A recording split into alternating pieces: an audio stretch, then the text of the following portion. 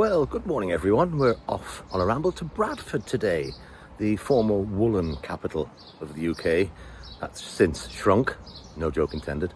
And it's currently the curry capital of the UK as well, despite some of the places such as the Curry Mile in Manchester having a real tight-knit number of curry houses all in one place. Although in fairness, the curry houses, or many of them in Bradford, who would say that a chicken korma is pretty well much like, you know, somebody of the stature of Sir Bruce Forsyth, the late Sir Bruce Forsyth, saying that Amanda Holden judges talent, you know, same sort of irony. And it's also the birthplace of the likes of Zayn Malik, Kimberly Walsh and Gareth Gates, but I've long since forgiven them for that. By the way, J.B. Priestley and David Hockney were also born there, as was Alan Titchmarsh, but he borders on whether we forgive them for that or not, as well as many others. So we'll head off. There are some, and wait for this, there are some 4,000 listed buildings in Bradford. I kid you not. That's not a figure from Rachel from accounts, but 4,000. But I'd be a liar to say that I'd get round all of them. I'll probably manage about 3,400 of them. So see you on the other side. Well, we've arrived at Bradford Interchange, and as you can see behind me, we're being welcomed because silly me forgot that Bradford is the UK 2025 City of Culture. And straight opposite me, we're greeted by this. Yes, it's the magnificent Victoria Hotel. Straight off with a bit of good old architecture, eh? One presumably of the 4,000 listed buildings. And then nestling beside it is the very famous St George's Hall. And why do I say very famous? Well, that's the very first purpose-built venue in the country. That is, for events and things like that, although they probably didn't call them events when it was built. And I have great memories of seeing Status Quo there and the wonderful Roy Wood. By the way, Your Majesty, shall I take a quick bow? Yeah, quick bow. Thank you. There you are, sir. Your Majesty, please. Roy Wood, or Dr. Roy Wood, he's long overdue the sword, the ceremonial sword, that is, for his music services and also his charitable endeavours. And while you're at it, Tony Iommi of Black Sabbath, he's very charitable. Go on, give him an OBE as well, he deserves it. More so than Eric Claptout, who now supports very, very dubious causes. But then he's become a useful idiot.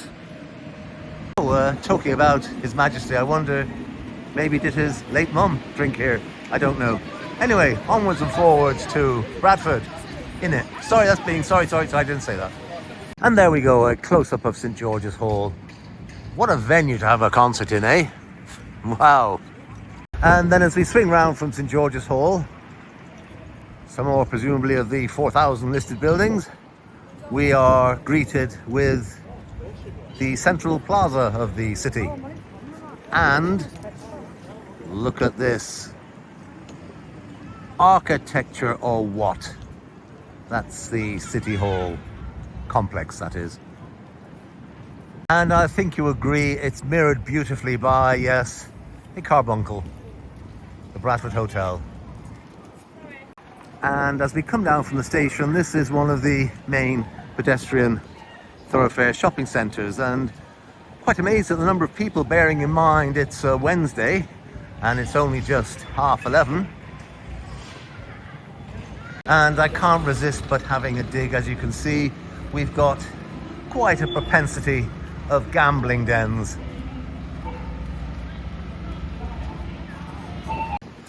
This is the famous Hall Ings. A lot of Ings you'll find in Yorkshire. Lovely building, and just opposite is probably one of the more famous ones, particularly for we former journalists.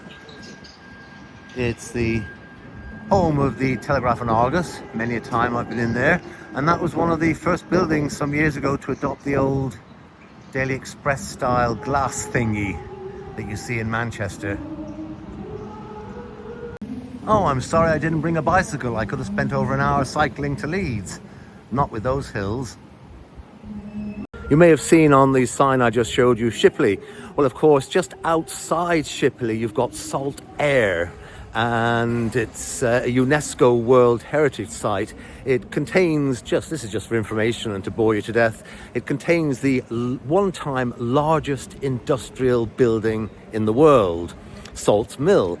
And now that's home to the David Hockney Museum Gallery, and they say they just can't estimate how much the value of his artworks that are in there cost.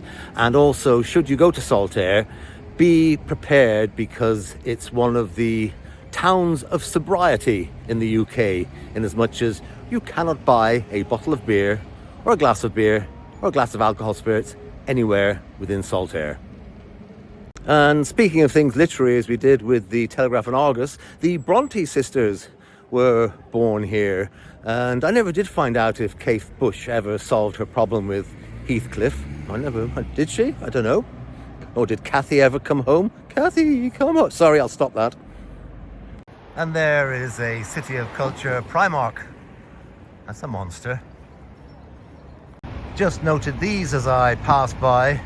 They're called foundation stones, it appears, made from Mansfield stone, as if there's not enough Yorkshire stone to go around. And then just over here, another example of some wonderful architecture. You can just see the Bradford Playhouse there in the distance, and here we've got Eastbrook Hall, another fine building, and Sunrise House. Again, some lovely detailing on it. And this is the famous Vicar Lane, and I should explain that this is on the way to a place called Little Italy. I ain't climbing the hill because I have a lot of walking to do, and just to explain that all this architecture has been described as being in the Italianate style. And again, I'd say nearly each and every one of these buildings is one of the 4,000 listed buildings in the city. I am surprised a WAG hasn't put an N in front of that. And here we have the, well, it can't really make up its mind. On the one hand, it's the West and North Yorkshire Chamber of Commerce, yet on the other, it seems to think it's the Bradford Chamber of Commerce. And here's another little bit of a detail of some of the absolutely stunning buildings. I think this carbuncle seems to be an exception to the rule, and beside it, even more fabulous buildings. Just another view of some of the wonderful buildings. This one here seems to be all closed and shut. And then the Broadway, it seems to be a shopping centre. Let's just have a quick nosy poke in here and have a look.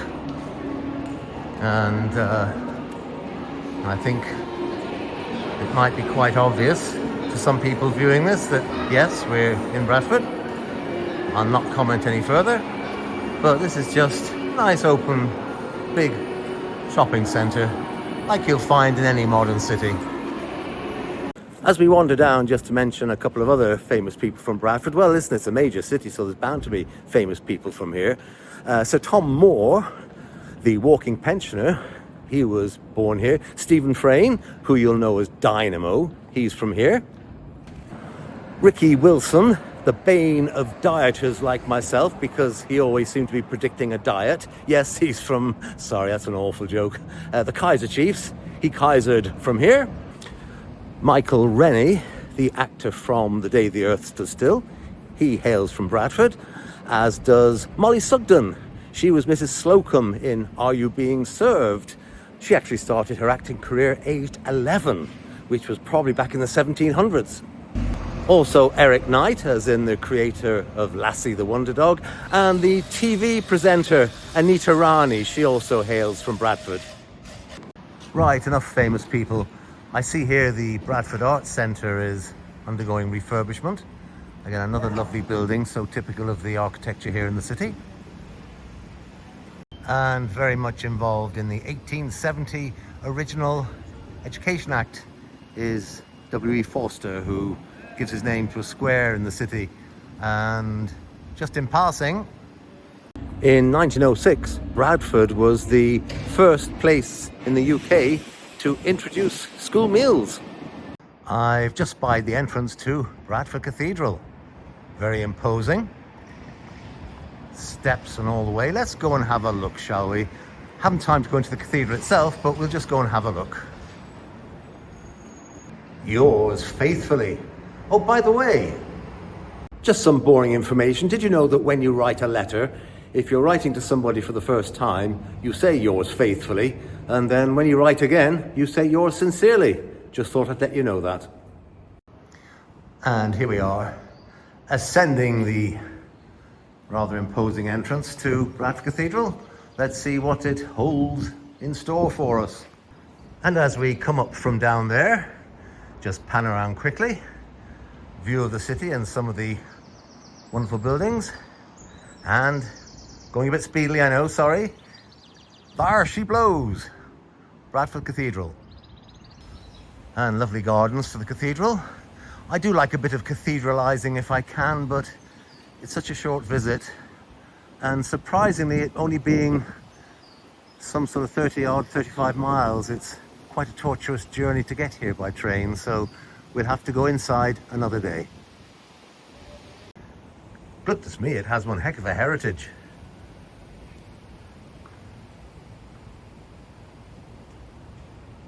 "1,200 years plus. My, that's even longer than the Shard, I think, in London, isn't it?" In the distance is the stand of Bradford City Football Club, which, as everybody will sadly remember, the scene of that awful fire all those years ago. Someone's had a go at reverse engineering the name. Tipexed out the C, and then somebody else has put the Black Sea back in again. And then a detail of some more of the wonderful buildings that you see around and about in Bradford. You can't help but see them, they're everywhere. And to prove it, here's some more. This is a side view of the Midland Hotel, and then the front of the hotel. Quite an imposing building.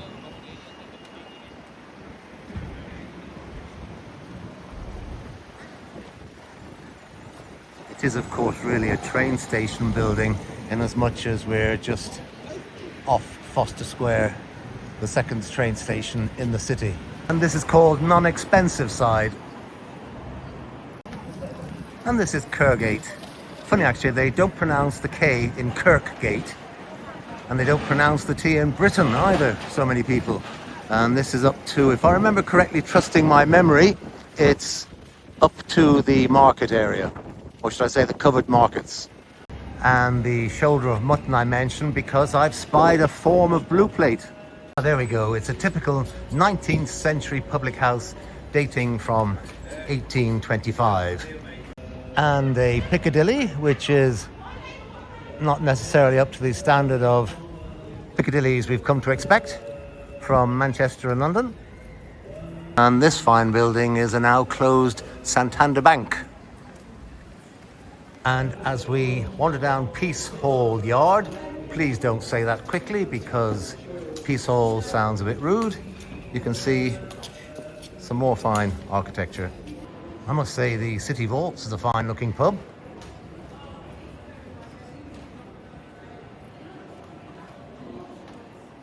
And then we have some more Italianate architecture with a sort of modern Waterstones built on.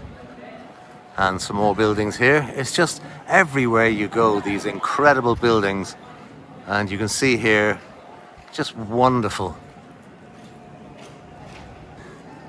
Everywhere seems to have some mighty fine names. This is Queensgate.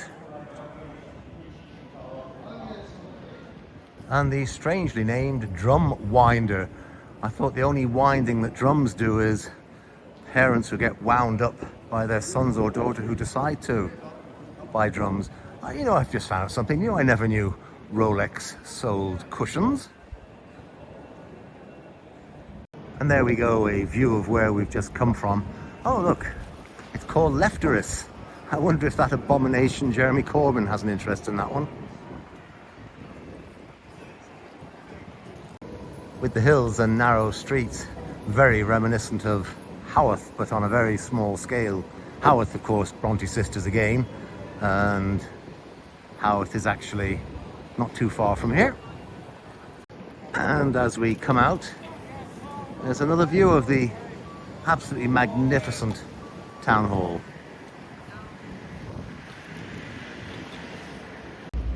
The town hall is one of these buildings that you really just want to stand and look at.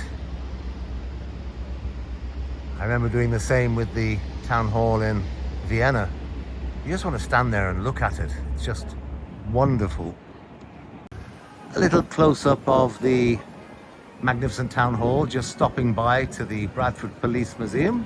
It's only open on Fridays and Saturdays between 10 in the morning and 3 a.m. Sorry, 3 p.m. Can you imagine being open 3 a.m., the amount of stuff that would get stolen? Anyway, and there's the wonderful clock tower. Absolutely magnificent. You really do wonder when you see these sort of buildings how they manage to put them up without JCBs and cherry pickers and all the other accoutrements that modern builders use.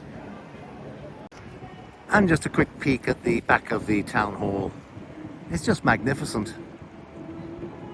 Yes, some nice ladies just told me that this is the famous urban water centre. It's just not working today. You can see the little spurty type things.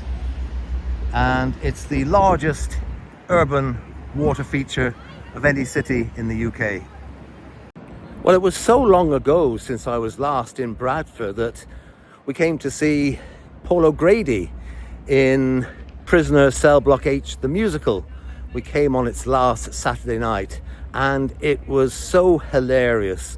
I'm not trying to just overstate it, but we wet ourselves, belly ached with laughter because, needless to say, last night things like scripts weren't even considered, and he gave the cast such a hard time because he was ad-libbing totally. And in the show was I'm not sure if they called her the Beast, was it, or am I confusing her with Mark Labette from The Chase? But the original, I suppose, cell manageress in the original shaking and moving set that was Prisoner Cell Block H, very austere character, great actress, can't think of her name. She played the same part she played in the original series, and to see her trying to stifle her laughter was just absolutely hilarious. The reason I mention that is we came to the Alhambra Theatre in Bradford to see it. And there it is. Wonderful venue, just beside the new, somewhat controversial Bradford Live, that typical one of these venues they put a lot of money into. You know, the council engage their mouths and their wallets before they engage their brains.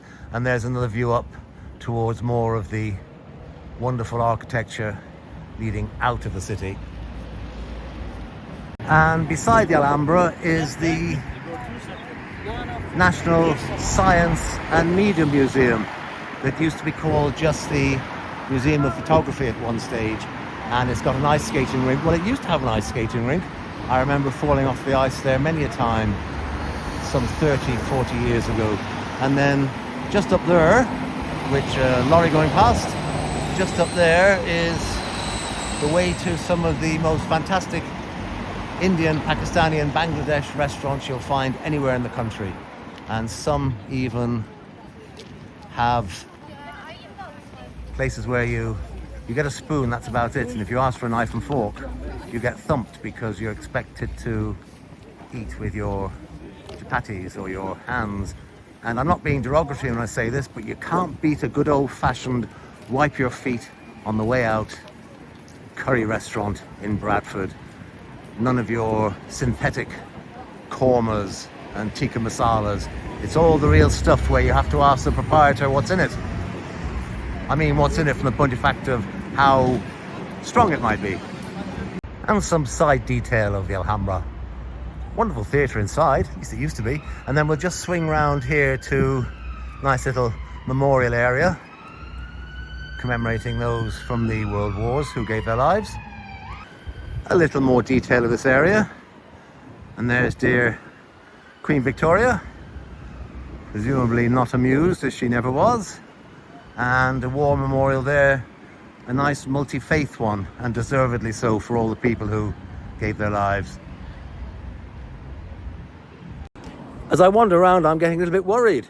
I've not seen any misspelt shop names or a Weatherspoons. Help, point me towards a Weatherspoons. I need to see one, otherwise this video is not official.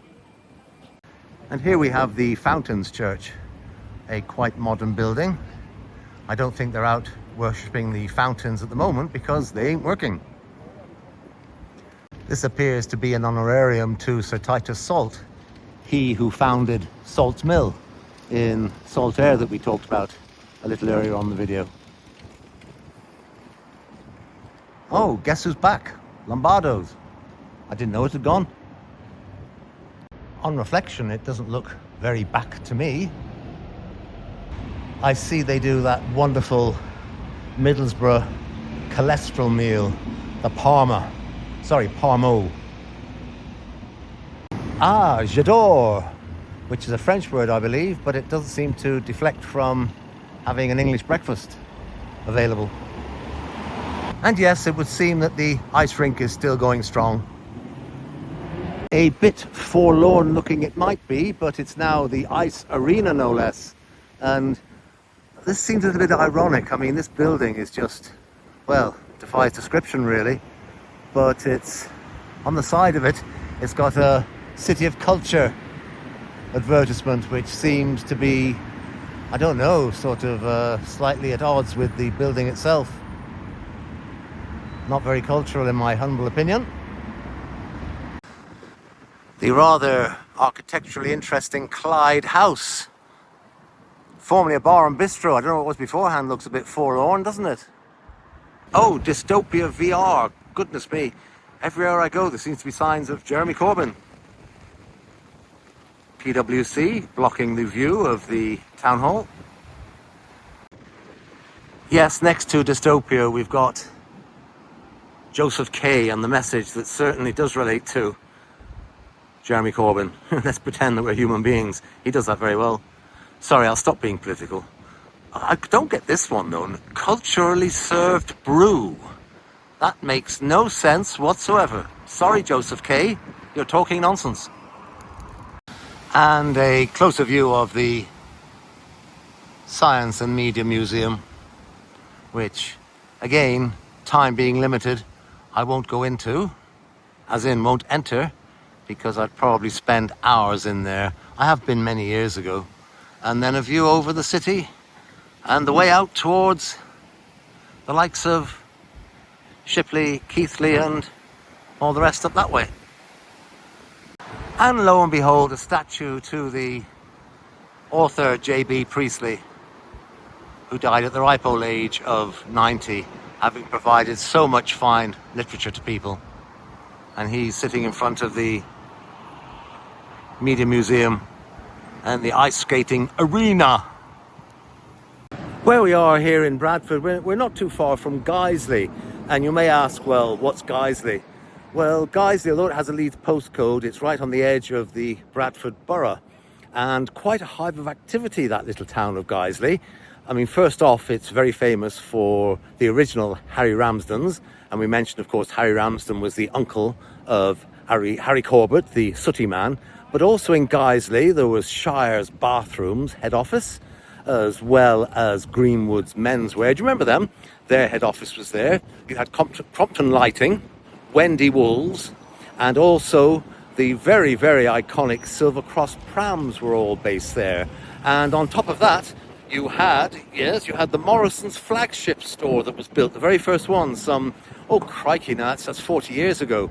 And it's the one where Sir Ken Morrison himself, on a Friday, used to serve behind the delicatessen counter. So there's some useless facts for you to chew on. Chew, Morrison's, yeah, I suppose food. I know you've got to locate your company somewhere, but for management and lettings, I don't think that my faith in this particular company would be actually reaching 10 out of 10. Oh look, we've got a Viet Cafe and a buffet restaurant.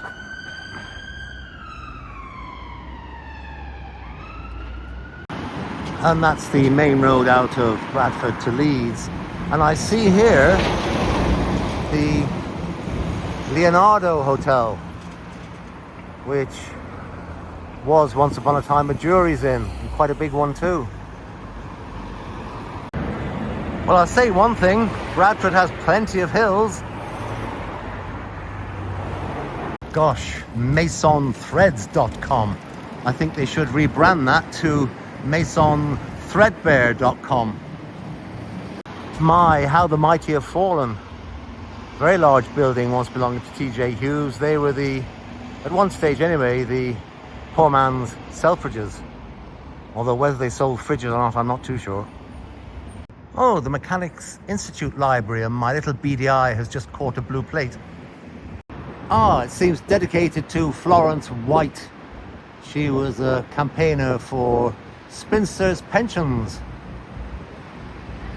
Blimey. Lego second-hand. £349. Goodness me. I think my first set my folks bought me was about 7 and 6. Oh, a lot of people must give up on DIY here. What I have noticed, which is a great shame, is there are so many closed shops that are for rent and for sale in what is, after all, one of the country's major cities, and one with such a long legacy that's just it's just a shame. Lovely old building here, falling sadly into an increasing state of disrepair,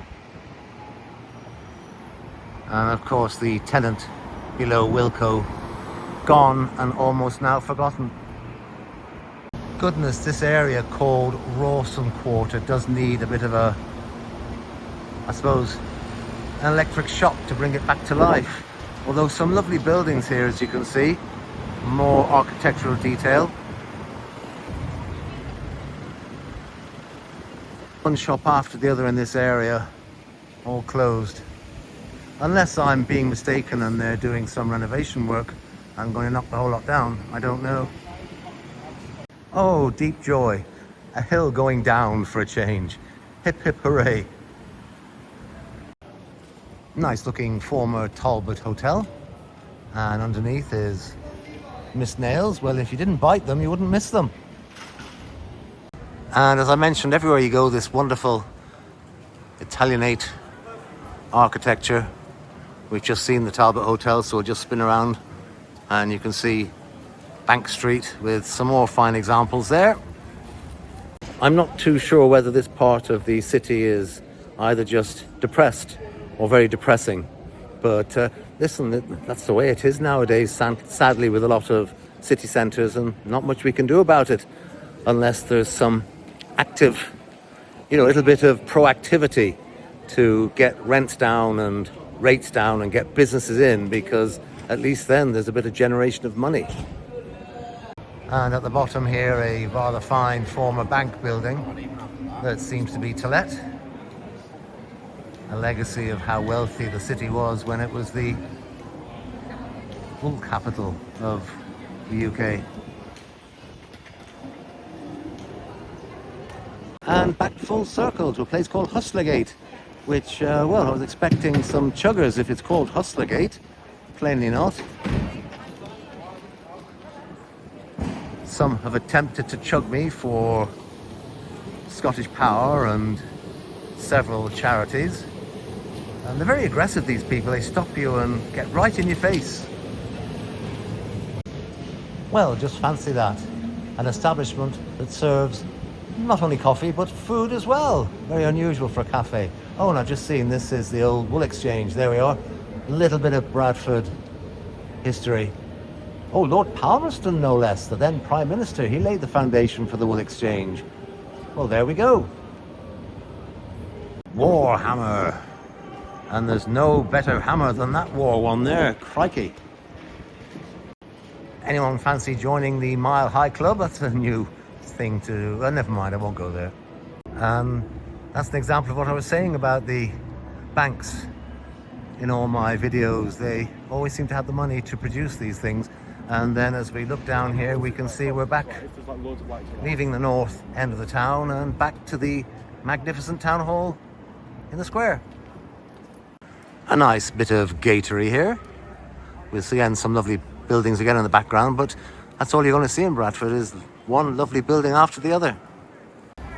I don't think I've seen a city centre with so many nail places. I wonder if they got washing machines in the back for the money. Sorry, I shouldn't have said that.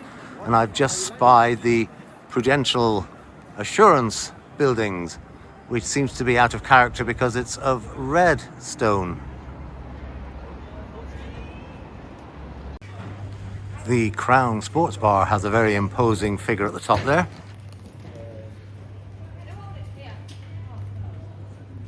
And this would appear is what Bradford's oldest street has come to. Yes, Bradford's oldest street. It seems very much to have become simply phone and vape central, it would appear to me. Nothing but phone and vapes shop after shop. Very sad. Yes, Bradford's oldest street. It seems very much to have become simply phone and vape central, it would appear to me. Nothing but phone and vapes shop after shop. Very sad. And a quick view of the law courts doing their best to blend in with the overall architecture of the city. Well, that was my whistle-stop tour of Bradford. I'm afraid there's only so many Italianate buildings that all look pretty well much the same in their magnificence, I might add, one after the other. So it was just to give a flavour of Bradford more than anything else. And again, I was just talking to a local traffic warden, and he said that part of the number of vacant shops that remain vacant is because they're in listed buildings and they can't do anything about them except use the existing shops as shops or something similar. So that explains it. But anyway, thank you very much for watching, and I'll leave you now and wish you all the very best. See you next time.